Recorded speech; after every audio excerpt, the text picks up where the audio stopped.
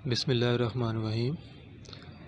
आज हमारा second lecture है सीपीसी का। आज जी स्टार्ट करते हैं। चलें पहले सबसे बेयर एक्ट की रीडिंग करते हैं। सेकंड लेक्चर हमारा जो है वो है एक्सक्लूसिव यूरिसडिक्शन जो है सिविल कोड की, जिसे हम अल्टीमेट यूरिसडिक्शन कहते हैं सिविल कोड की, उसके हवाले से है। तो आ जाएँ स्टार्ट करते हैं। सबसे पहले हम बेयर एक्ट रीडिंग करेंगे और फिर हम आपको बताएंगे कि इसकी असाइनमेंट कैसे तैयार करेंगे और किस तरह जो है ना वो आप क्वेश्चन को अटैम्प्ट करके अच्छे नंबर ले सकते हैं इस क्वेश्चन में से। तो let's start from bare act. Section 9 है जी इसका, courts to try all civil suits unless barred. वो कह रहे हैं कि सिविल कोर्ट जो है वो सारे सूट ट्राई करेगी अनलेस बार्ड, जब तक कि उनको बार ना कर दिया गया हो।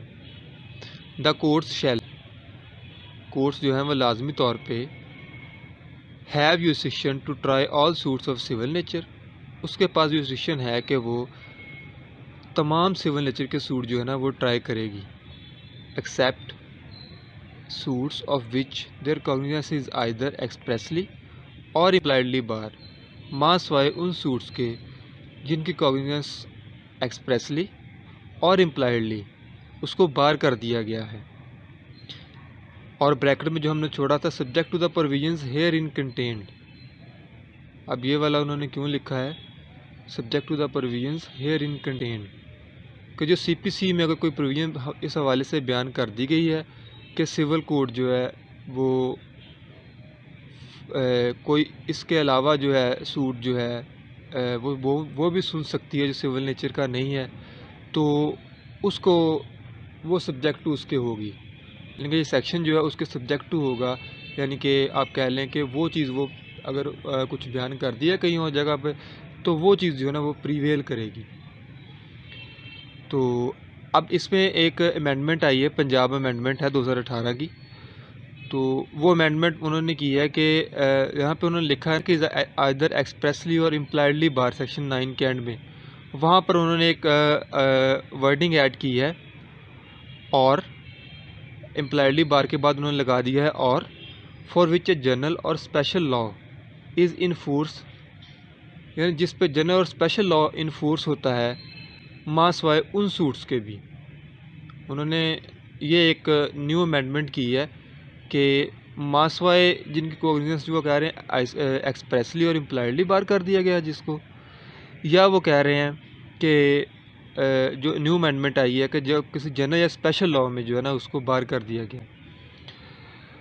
हम इसके बारे में डिटेल से जो है वो डिस्कस करते हैं असाइनमेंट में कि इम्प्लाइडली, एक्सप्रेसली और जनरल और स्पेशल लॉ में कहाँ पर और कैसे बार कर किया गया है, और सेक्शन 9 जो है वो किस तरह सीपीसी पे अप्लाई होगा और कोर्ट्स पे, और किस तरह कोर्ट्स जो है ना वो सिविल नेचर के सारे सूट जो है सुन सकती हैं।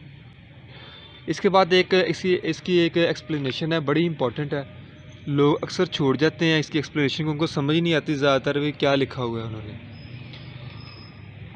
वो कह रहे हैं कि a suit in which the right to property, एक ऐसा सूट जिसमें प्रॉपर्टी का right or to an office या ऑफिस का राइट इज़ कंटेस्टेड, जिसको हम कंटेस्ट कर रहे हैं, is a suit of civil nature, उसको हम कहेंगे कि ये सिविल नेचर का सूट है। हम सेक्शन 9 में हमने क्या पढ़ा है कि कोर्ट जो है तमाम सिविल नेचर के सूट ट्राई करेगी मासवा उन सूट के जिनको बार कर दिया गया है। तो वो अब नीचे हमको एक्सप्लेन कर रहे हैं कि सिविल नेचर के सूट कौन से हो सकते हैं। वो कह रहे हैं कि सूट जो है ना जिसमें किसी प्रॉपर्टी या ऑफिस का राइट हम कंटेस्ट कर रहे हैं, हम उसको सिविल नेचर का सूट कहेंगे। नॉट विथस्टैंडिंग, इसके बावजूद के that such right may depend entirely, कि वो वाला जो राइट है प्रॉपर्टी और ऑफिस का मे depend entirely on the decision of questions, वो चाहे उन डिसीजन पे डिपेंड कर रहा है एज टू रिलीजियस राइट्स और सरमनीज़, जो रिलीजियस राइट्स या सरमनीज़ के हवाले से हैं। अब इसकी मैं आपको एग्जांपल देता हूँ, आपको समझ आ जाएगी। फ़र्ज़ करें कि एक कह लें कि आप प्रॉपर्टी का, मस्जिद की प्रॉपर्टी का जो है ना वो एक सूट आ गया है, ठीक है।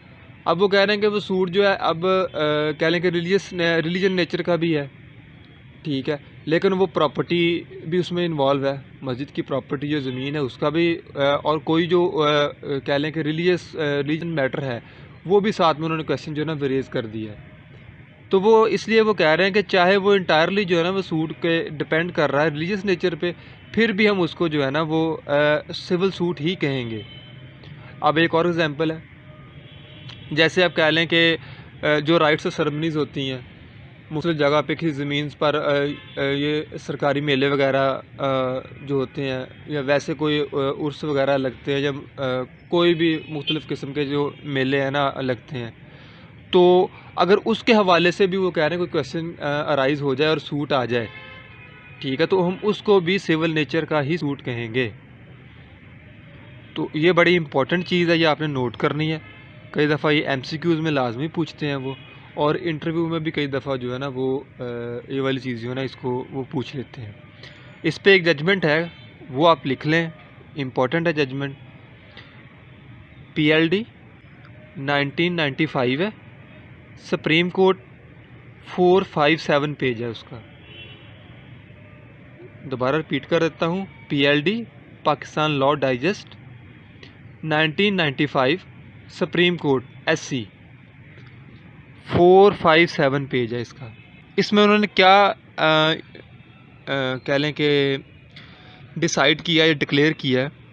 उन्होंने कहा कि वो तमाम पार्टियां जो है ना अपनी तमाम सिविल राइट्स, ड्यूटीज़ और ऑब्लिगेशन जो है ना वो सिविल कोर्ट के ही सामने लेकर आएंगे और वो ही उसका फाइनल डिसीजन करेगी।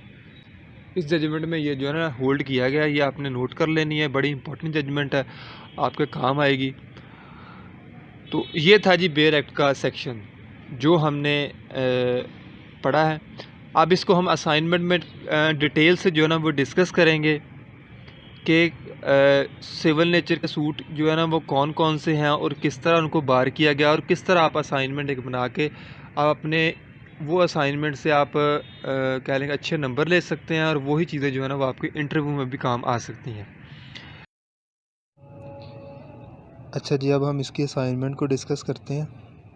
असाइनमेंट में सबसे पहले तो आपने ना इसका क्वेश्चन जो है उसको आपने लाजमी तौर पे जो है ना वो नोट कर लेना है, क्योंकि कई दफ़ा क्वेश्चन आ जाता है, उधर आता होता है हमें, लेकिन हमें समझ नहीं आती इस क्वेश्चन को कैसे अटैम्प्ट करना है और क्या चीज़ है। तो इसका सबसे पहले तो ऐसे ही पूछते हैं कि what is the exclusive jurisdiction of civil courts, comment करें इस पर। कई दफ़ा वो इस तरह पूछ लेते हैं कि civil court has ultimate jurisdiction, discuss and comment. तो दोनों में से जिस तरह भी आ जाए आपने यही पैटर्न रखना है और इसी तरह आपने जो है ना वो इसको अटैम्प्ट करना है। अब हम इसको स्टार्ट करते हैं। सबसे पहले आपने रेलिवेंट प्रोविजन जो है नंबर 1 पे उससे स्टार्ट करना है। सेक्शन 9 है इसका, सिविल प्रोसीजर कोड 1908 में इसको डील करता है। मीनिंग क्या है यूरिसडिक्शन के? यूरिसडिक्शन के मीनिंग में वो कह रहे हैं कि यूरिसडिक्शन मीन एडमिनिस्टर अथॉरिटी, एक एडमिनिस्टर यानी इंतज़ामिया की अथॉरिटी है टू प्रोवाइड जस्टिस, जो कि जस्टिस को प्रोवाइड करती है in accordance with limitation impose by law, यानी कि जो लिमिटेशंस लॉ ने इम्पोज की हैं उनकी हद में रहते हुए जो एक इंतज़ामिया जो है ना वो अपनी अथॉरिटी को एक्सरसाइज करती है, उसको हम यूरिसडिक्शन कहते हैं। जैसे कि सिविल कोर्ट है, मजिस्ट्रेट फर्स्ट क्लास है, उसके पास अब जो एरिया उसको स्पेसिफाई किया गया है, उन्होंने प्रोविंशियल गवर्नमेंट ने किया है, वो उसी हदूद में रह के जो है ना वो अपने काम करेगी। तो उस हवाले से हम उसको कहेंगे कि ये उसकी यूरिसडिक्शन है। अब इसकी जो तीसरे नंबर पर हेडिंग है वो बेयर एक्ट की जो है ना सेक्शन 9 है, उसको मैंने कह लें कि ईजी वर्डिंग में आपके लिए लिख दिया है। वो कहते हैं courts to try all civil suits unless barred by law, कि सिविल कोर्ट जो है वो सारे सूट ट्राई करेगी जब तक उनको बार ना कर दिया गया हो।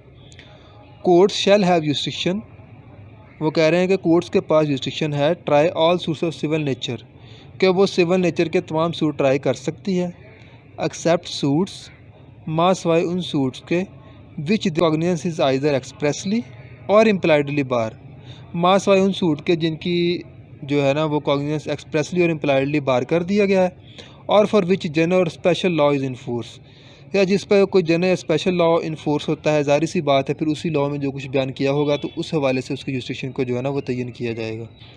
तो ये वाला हमने उस दिन बड़ी डिटेल में पढ़ा था इसका।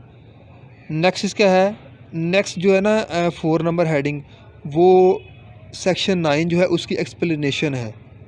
उसको मैंने एक अलहदा हेडिंग की सूरत में बना दिया है कि suits involving right to property और ऑफिस के जो सूट हैं प्रॉपर्टी और ऑफिस के, उनको हम किस नेचर के सूट कहेंगे। वो कह रहे हैं कि according to explanation of section 9 all suits involving right to property, वो तमाम सूट्स जिनमें प्रॉपर्टी का राइट और ऑफिस का राइट इन्वॉल्व है, आर सिविल नेचर सूट्स, उनको हम कहेंगे वो सिविल नेचर के सूट हैं। Except those we entirely depend upon the question, माँ सवाए उन सूट के जो कि इंटायरली मुकम्मल तौर पर डिपेंड कर रहे हैं upon the question of religious rights और सरमनीज़, मुकम्मल तौर पर जो डिपेंड कर रहे हैं रिलीजियस राइट्स सरमनीज़ पे, उनके अलावा जो है वो तमाम जो ऑफिस और प्रॉपर्टी के राइट होंगे ना वो उनको कहेंगे वो सिविल नेचर के हैं। अब यहाँ पर मैंने एक्सेप्ट के आगे से जो है ना लाइन को मैंने आपके लिए इजी वर्डिंग में कर दिया है। वहाँ पर उन्होंने लिखा हुआ है कि मे डिपेंड, वो डिपेंड कर सकते हैं रिलीजियस राइट्स और सरमनीज़ पे। अगर वो कह रहे हैं कि टोटली डिपेंड कर रहे हैं रिलीजियस राइट्स और सरमनीज़ पे तो फिर हम उनको सिविल नेचर के सूट नहीं करेंगे। हाँ, अगर वो डिपेंड कर सकते हैं, हो सकता है कि प्रॉपर्टी के मैटर के साथ कोई रिलीजियस मैटर या कोई सरमनीज़ का मैटर आ जाए तो फिर उसको जो है ना वो सिविल कोर्ट ट्राई करेगी। अब नेक्स्ट इसकी हेडिंग क्या है। नेक्स्ट जो है वो मैगज़िम है जो कि बहुत मशहूर है, जिसको हम ओबीएस ईबी रेमेडियम कहते हैं। वो कहते हैं where there is a right there is a remedy. इस मैगज़िम में उन्होंने बताया कि जहाँ पर राइट होगा वहाँ पर आपके पास रेमेडी होगी, यानी कि जहाँ पर आप मुतासर हो रहे हैं आपको रेमेडी आपके पास अवेलेबल होगी, लॉ ने आपको रेमेडी लाजमी फ्राहम करेगा। अब हम देखेंगे कि सिविल कोड की जुरिस्डिक्शन पे बार कौन कौन से हैं, सीपीसी में उनको कहाँ कहाँ पर बार कर दिया गया है, स्पेशल लॉ और लोकल लॉ में कहाँ पर उनको बार किया गया है सिविल कोड की जुरिस्डिक्शन को, उस हवाले से हम देखेंगे। अब इसकी हेडिंग 6 नंबर क्या है कि bars upon jurisdiction of civil courts under civil code ordinance under CPC 1908। कौन कौन से बार हैं? सबसे पहले एब्सोल्यूट बार है, ठीक है, उसके बाद कंडीशनल बार है और स्पेशल बार है, और आखिर में जो है वो है एक्सप्रेस और इम्प्लाइड बार। अगर आप भी चाहते हैं कि आपको लेटेस्ट अपडेट जो है ना वो मिलती रहे लॉ के हवाले से तो kindly like and subscribe my channel.